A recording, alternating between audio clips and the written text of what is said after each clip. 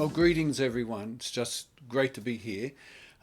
Very sad that I can't be with you in person, but at least we get to connect through this type of technology. So I wish you well for a wonderful period of time together and wonderful learning and recollections together. It must be really nice to see each other face to face as well. Some time back, Ray LeMay approached me if I would write this chapter, which has ended up being called The Evolving Concepts of Service Quality, Normalization and SRV. And it's chapter 8 in the Festschrift book that we'll be receiving quite soon. So it's quite a privilege to have been asked this, but also quite a challenge.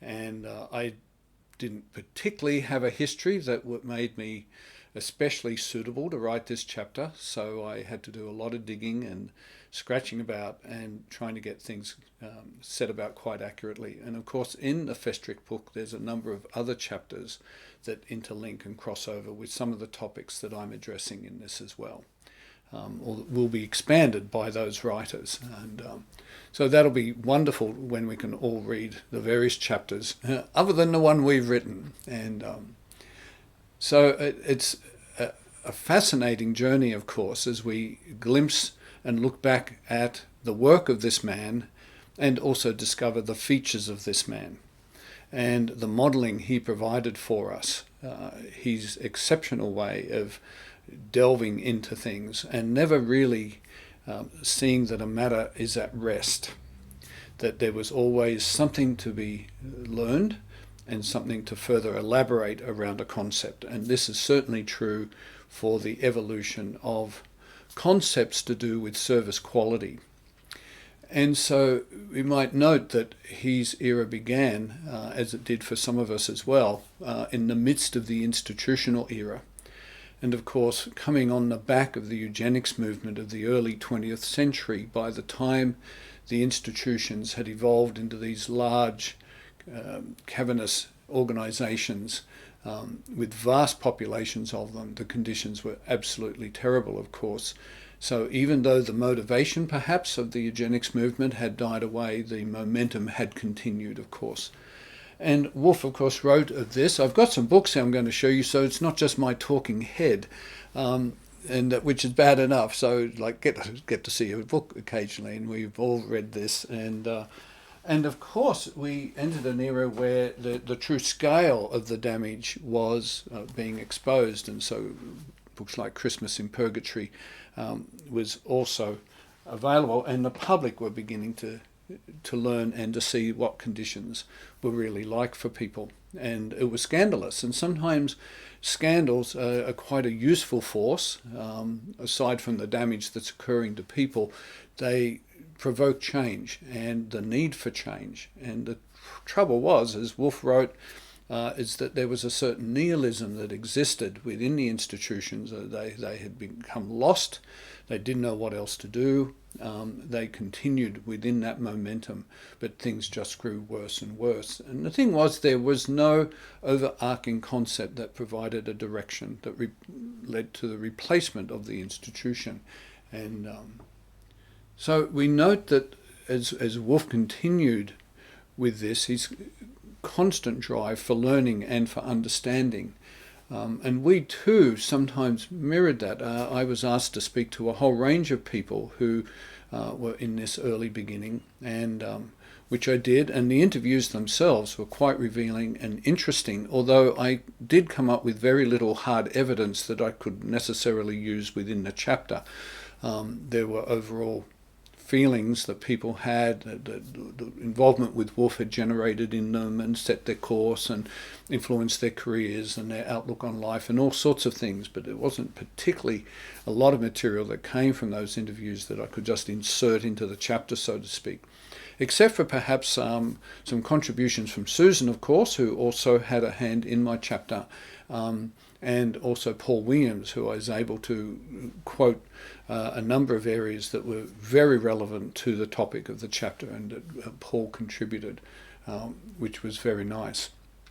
And so we had this problem of the institutional models continuing. I had trained as a teacher, but I was working in the Northern Territory with Lynn as teachers in Aboriginal communities, and already we were working within an institutional framework not perhaps the type that people with intellectual disability had been placed in, but nevertheless under a system just like Goffman's early definitions, of course, in his landmark work that provided an enormous impetus, of course, for the reformers in this period, and that both of his books then were quite instrumental in being able to frame the institution as being all the domains of life basically captured in a single setting, with all the co-participants together under a single authority. And of course Aboriginal communities at that time, and some places still are, captured that essence. But in 1976 I trained as a teacher of the deaf, and part of that training meant visiting all sorts of facilities, and I came face to face with the conditions in the institutions, which in Victoria were still growing, they were still expanding. And later I was on a review panel within the 80s that had to review the conditions and provoke the closure of these places, and in particular the first one of St Nicholas Hospital. And some of you have maybe seen the film Annie's Coming Out, the story Rosie Crosley and Agnes MacDonald, and the eventual closure not only of that institution but all other institutions within the state. And some of you might be aware that our very own SRV passing senior trainer in Errol Cox was also the head of the department at that time, with Mike Steer working with him. So it was a wonderful time of transformation from a horrible system, and along comes normalization, of course. So the concept emerging with Bengt Mikkelsen in 1959, as it laid out in the legislation, to let the mentally retarded have an existence as close to the normal as possible. And then, of course, in 1962 and 63, Wolf gets to travel to the UK and Europe as a postgraduate student under Jack Tizard. And of course he saw lots of conditions, and he also saw for the first time people with severe disabilities being able to contribute and work, something that he'd never seen and even was shocked by to some extent. And the fact that people were placed in a situation where they could contribute rather than just be seen as a burden. And it countered the views, of course, of that what people needed was sterilization and incarceration, and maybe even worse in response to that. So it was starting to challenge the situation that he was that existed and seemed to be perpetuated without any means of escaping it. Now, in 1966, Kugel was given the task of leading for the President of the US, the President's Committee on Mental Retardation, and Wolf was called upon to do most of the work in relation to this committee and what it would write as a new direction. And it was called Changing Patterns in Residential Services for the Mentally Retarded. And it was a landmark text because it was in this text that Bent Nyi uses the term normalization. So this is 1969, and now this concept of treating people like everybody else, so to speak, now had a name and a concept around it.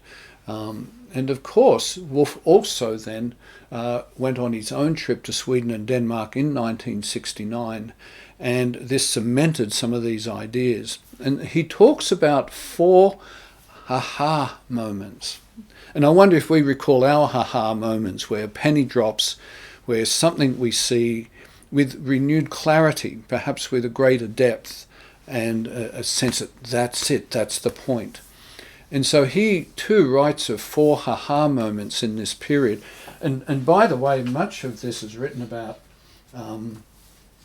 in the quarter century of Normalization and SRV book, the wonderful text that Ray and Bob Flynn gave us, and you can now download for free, and it's like amazing. And a lot of the first chapter that Wolf writes in this text was very useful ground for me as I began to put this together for the Festschrift book. It's almost like a summary of some of what Wolf, high points of, and very significant points, you might say, those turning points in terms of the development of these concepts. So we're talking about the 4 ha-ha moments, and so we had Niri's chapter, Normalization, was a ha-ha moment, like it captured it. And so you could see Wolf beginning to put these concepts into a framework that had broad universal applicability. There was also a trip by Grunewald to the US and his elaboration of normalization. And he was also famous because he said to the press that the conditions for cattle are better back home than they are in the USA in the way they treat people who are mentally retarded. And so that kind of hit the headlines as well. And then his own trip to Sweden and Denmark in 1969. And he talks about he took over 300 photographs. Some of us we will have seen those photographs in the older PASS and SRV 7 set of slides. I'm sure there's quite a few in there. And always remember that little slide of Maudsley Hospital where the doctors in their white coats do recreation therapy. And so we probably all have little memories of the slides that Wolf used. And then the final one, of course, was Nérier's trip to Nebraska, where you are now, in 1971. Now, a clearer timeline than what I'm elaborating here is going to come in Susan's chapter in this book as well. So you'll get to see probably a corrected version of what I'm giving you, and nice, accurate timeline to all of these things. Whereas I'm looking more at the development of the concepts, not just the historical step-by-step aspect.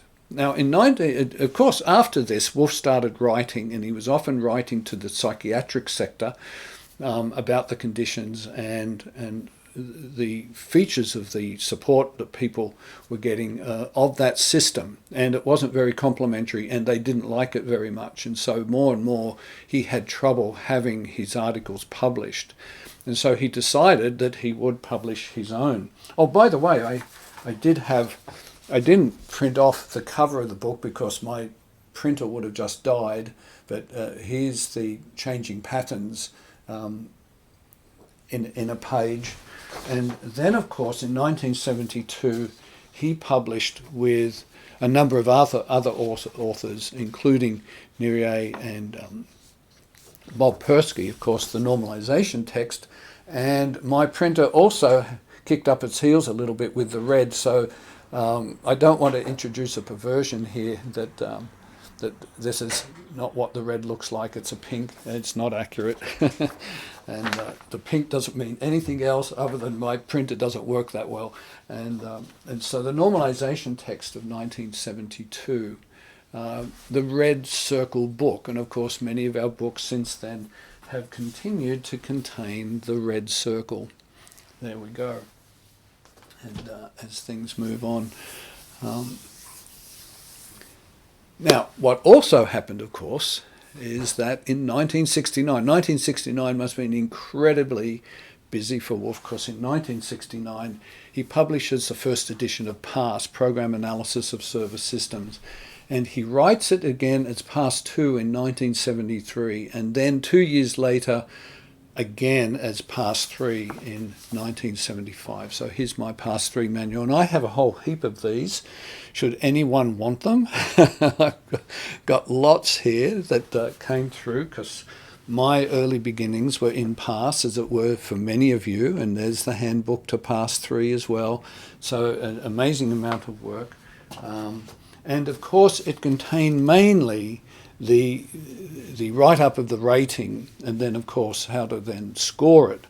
There wasn't much support material, the expectation being that people will have read the 1972 textbook or the Changing Patterns textbook and had come with that behind them. And of course that wasn't always the case.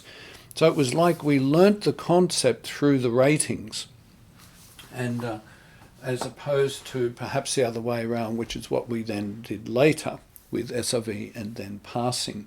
And so what it did provide, though, an achievable ideal got described, and no one had seen that before. And so many practice standards tend to be minimum standards, but these were tools that delivered an achievable ideal. And it meant that it could define quality. And of course, quality is rare, as Ray has written about as well. But it was designed also to teach. But of course, it did that via the ratings. with little elaboration. I can remember myself, I went through several of these with Mike Steer, and at the end I just felt I wanted to discuss each rating and pull out, so what's the principle behind this? And of course, in one sense, it wasn't there yet. It was through the eyes of what culturally valued means look like, and when melted down into all of this, these points, these 50 ratings. And a problem arose, of course, about this connection between the means and the ends. And you might say past tended to describe the outcome for people as leading a culturally valued life via culturally valued means. And I should add here too that this process of normalization, while it swept the Western world and was picked up by many systems and became a major, perhaps not only vehicle for instituting changes of the institution, there was always resistance. There were people who liked the institution. There were people who wanted it to be maintained and perhaps improved, but that the institution still offered a place that was more suitable to people than living out in society and receiving culturally valued methods and so on. So they defended, you might say, the culturally devalued or culturally alien methods that the institution usually entertained, in a sense arguing that this was suitable given the needs of people, that what was culturally valued wasn't suitable, couldn't be handled by people with intellectual disability. And so arose this problem of, and so part of this resistance to normalization, of course, was you've got no proof. Where's the proof for this? Where's the verifiability? And so allegations of no proof began to arise, especially in academia. And part of the problem, of course, was the scope of the concept. Normalization and SRV is a very large concept, and of course all those ratings illustrate the breadth of that, and that sets up a problem in research methodology, like to contain the variables so that essentially you're looking at something now that can be looked at under those conditions. But SRV's normalization was very large in its scope and its implications. The other aspect, of course, that many of the components, if not all of the component parts, were already provable. So being a meta theory, then many aspects of the features that sat within these ideas were already proven, whether it was around how people learn and the impact of imagery, the location of services, and what resources and optimal conditions might look like for people, and so on, and high expectations and so on and so forth. And now Wolf responded to this, of course, in those who were there at the Boston conference in 1999, where he delivered a paper on the propositions, and it got written up then in the Advanced Issues book in Chapter 3 of the Advanced Issues in SRV. So essentially an elaboration of that paper is now in print, and you can read that, the hierarchy of propositions of empiricality. And it wasn't just the propositions that he wrote about, but also the corollaries and implications that flowed from them, and put it in terms, virtual if this then that style terms. And so that was so instructive for us all to begin to see that when you laid out the propositions in this way, what was evident was already there, and as much proof of it that was there. And so one of the things, of course, we see in Wolf, the capacity to perceive overarching dynamics, because when he'd returned from these trips abroad, he often sat down then to look at their applicability. I'm just looking for my notes. He teased out the rules, and he generalized them to all devalued circumstances, not just people with the language of the day, mental retardation, but all people who are at risk of being devalued, whatever might produce that. And he then wanted to relate that to a larger body of science. So rather than this being something specific and perhaps unique or unusual, he wanted to see that this is part of his universals thinking. And of course he had whole workshops on the universal aspects that exist in life, and that most of us are drawn to particularisms and working at the lower level. And he often encouraged us, even in our reports that we were writing for him, where he'd say higher and higher, and we might get a little closer, ha-ha! And because we're starting to see the bigger picture that affects all the particularistic impacts of that. And the way his mind could work between those two levels was just remarkable. And certainly that's what I found, and I'm sure many of you appreciated that capacity of his to see the highest point of generality in an issue, and then also then to make predictions, and then even see the relationship between one particularistic aspect across to another. And of course he could do that when we were doing our passing reports, because he'd know that one score over here was incorrect because of what we had over here.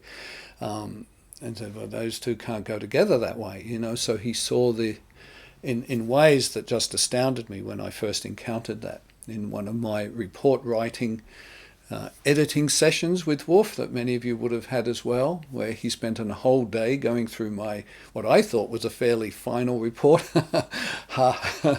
And 5 drafts later, we're still going. And I don't think I ever got that report finished. But there was lots of learning to be had along the way. So this responding to this verifiability thing. And of course he was leaving it to other people to do a body of research that looked at then if this then that comparisons through the various action implications of SRV. And so what are some of the concepts then that emerged from normalization and had impact on the formulation of SRV? Well, of course, what became the leitmotif of SRV was the culturally valued analogue. And of course, there was such comparison in past to culturally valued ways and means, but it didn't exist as a standalone concept in the way the CVA did. And so the culturally valued analogue became a very clarifying point within SRV, that many things revolved around it. But of course it needed also the additional concept, because just providing people what's typical and valued isn't of itself going to resolve every feature of a person's life because of the situation of heightened vulnerability. And so also became evident of the conservatism corollary and its practice implications of prevent, reduce and compensate. Also came was the developmental model, of course, and all the components of that in relation to a service model, and therefore the understanding of service models. And of course, Wolf had deconstructed model coherency somewhat within passing. So the passing dealt with the features of model coherency, but within singular ratings. But of course, he left us the 3-volume textbooks, and they're up on the shelf up here. And left those behind for us now, detailing and, as it were, reassembling model coherency then to be a concept that really is central to service quality, and a wonderful gift. Of course, SRV brought the centrality of valued social roles, and I say quite a bit in the chapter, and there are various quotes from other people as well in relation to the existence of role implications within pass and normalizations. But here, of course, in SRV, it gets a central point. It's the point that makes all the difference, and it's that elevation of the importance of valued social roles that's different in clarifying within SRV, and because it has an impact on the perception and status. And of course, what it also brought then was the link to the good things of life. It became the essential goal for many people, and it contained lots of research validity, as we know from Ray's chapter, of course, in the quarter century book, was so essential to our increased understanding of the role that roles played in the perception of people and their identity and their status. Of course, SRV also brought an enlarged perspective on devaluation and wounding, and including the impact of those wounds, and And of course, the principal area of Wolf's continued writing around death making, and Joe Mazzarelli has a chapter in the Festschrift book in relation to that in particular, so I won't elaborate anything there. So we saw that SRV could change perceptions towards a party. It provided an opportunity for closer identification between the observers and those that they were observing. And whereas normalization did not set out to do that, except through a culturally valued life. SRV also provided for role channels and identified competency and image. And it also provided an action sequence for creating role goals. And finally, SRV had some higher order concepts that normalization didn't really contain and certainly passed to. They pointed to them but didn't elaborate them. And of course then we had initially the 7 themes and then later the 10 themes of SRV, and that became the major teaching basis, of course, as opposed to the teaching of ratings. Now, of course, past provided no guidance around this. It assumed that people had read the text, as I mentioned, but many of them hadn't. But what it did contain that people liked was some ideological muscle, because it talked about what should happen. And this meant that it had this ideological basis to it. And people enjoyed that, particularly because it replaced the ideologies of the past so heavily, more based on rights and justice and equality. And who wouldn't like that, right? And so it was a very attractive aspect. It was about what should take place. And whereas when Wolf wrote Passing, and so just to give you a break from my head, if you haven't already seen a passing manual, and of course his rewrites of the SRV monograph, this being the 4th edition with the extra articles within it, and the red dot, and so that this separation of the empirical from the ideological elements. Now, it wasn't because values weren't important, because values make all the difference in determining what we do and what we don't do. So it wasn't like he was getting rid of values, but he was getting rid of values in the tool. And one of the reasons for that was, well, people are different, and the devalued identities of people are so varied that even the application of SRV is going to vary. There are elements that would apply to some parties and not others. And therefore, if you load the tool with value imperatives, it gets applied to everyone. And that starts to look strange. And so you might say there would be few common shoulds that could exist within a tool like that. And so it shifted from what should happen to what could happen. And of course what was born was the if this, then that concept of SRV. Very valuable to us in helping us to separate then the ideological imperative that needs to come from us. We're the driving force of those who use it and set out to do something. And when we do it, our values are being applied, as opposed to a tool that gives us an if this, then that calculation of what will probabilistically take place. Now, not everyone liked this, of course, and some identified with the ideological basis of, as I mentioned, justice, rights, and equality, and liked, and would say, you know, Wolf has taken the heart out of normalization, and he hadn't really, but what he didn't want, of course, is for the tool to contain a religious imperative. And so we can be thankful for that. Wow, what clarity. So the onus of values was placed on the practitioner, not the tool. And what are some of the impacts of all of this as I wind up my little presentation here?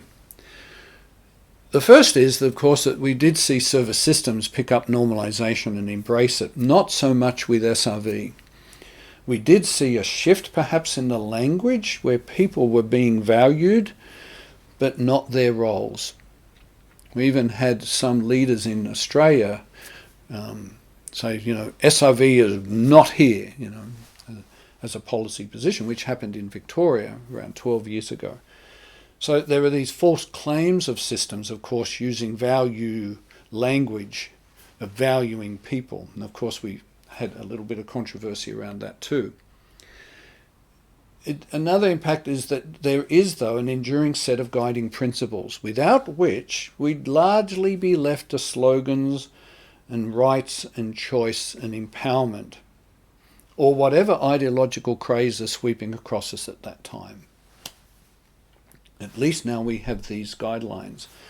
And there's, I believe, as you probably do too, that while there are some other constructs that are useful and so on, may even be concordant with SRV, their scope is often vastly smaller, like active support, for instance. It talks about how you might interact, Well, that's fine, but it's not the same scope of influence as what SRV provides, and therefore that guiding capacity that it can give to anyone, whether a parent or an advocate, and an agency and a worker, and a whole system, all the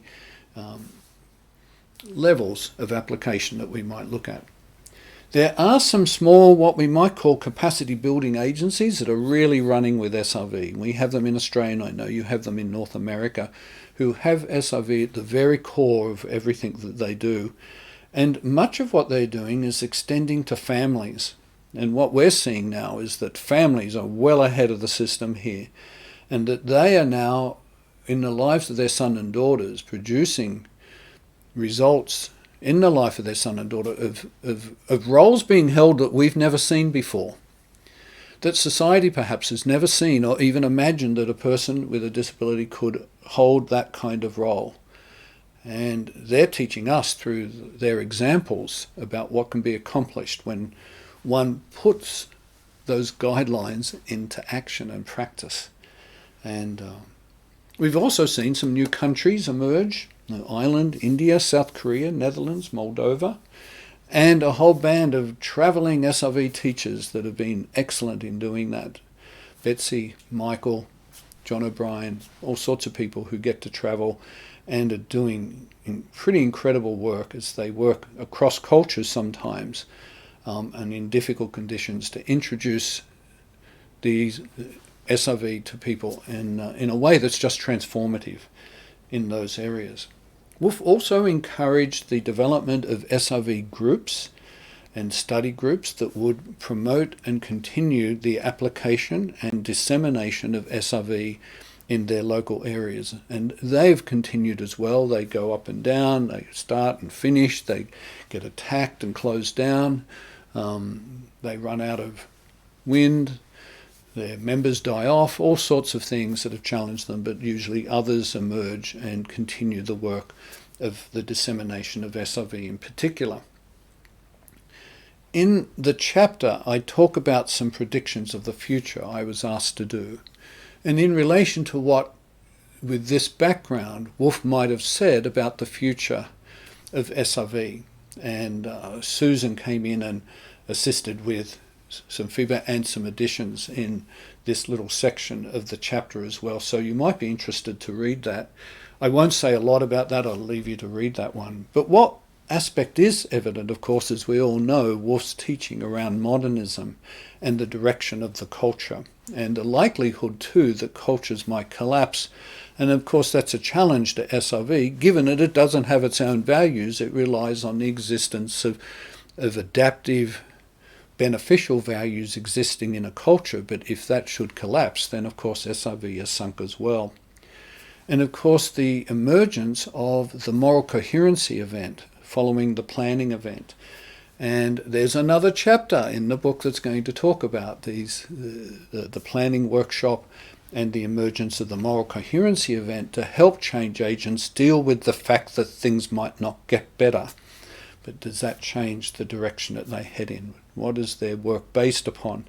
So a wonderful event, and an extraordinary response to what Wolf always knew was there, because he'd suffered it so much himself with the emergence of normalization, but in particular his teaching on death making and the pushback that change agents often don't predict will happen.